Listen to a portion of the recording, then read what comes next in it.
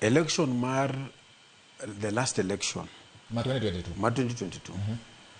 Raila Amolo Odinga no wacho niya ananeno the best suitable candidate ma wanyalo yudo ombulu mang'eny mondo wakaw sirkal e Kenya ka ni en koa keto mama kaka deputy to no keto Martha Karua to nikech Kalonzo Musyoka okowuor baba nong'ise ni koro wadwa keto Martha Karua to Kalonzo Musyoka no yie no ko support ODM no support presidency candidacy mar Raila Amolo Odinga to adier makende no kawuono kata ka baba Raila Amolo Odinga owacho ni kawuono wacho ni koro anawe ODM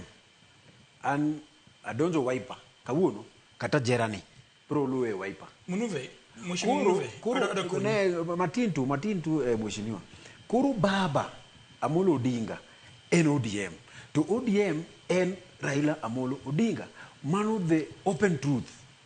to the other truth en mai jera winja donge na se winji the other truth en mai ni Kalonzo Musyoka gi troops mage mar Wiper Democratic Movement gisebedo ka gichung gi baba gi Raila Amolo Odinga gi support candidate mare kaka Raila to giwacho ni ka baba nyalo bedo president ma Kenya then Kenya mangima nyalo winjo maber koro ni that believe mar candidacy oken mar ODM ODM en mana name it is just an institution kata kiny ginyalo loke giluonge kata Jera movement you know lakini koro the mantle bearer ng'ama tingo flag mar gino en ng'a to principles mage gin mage koro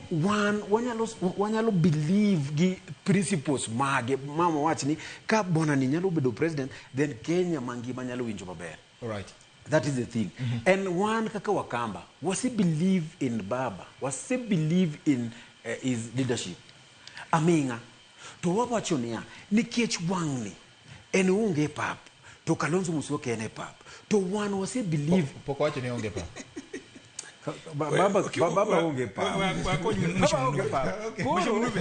koro support waya koro wasini ngaya kodi I insist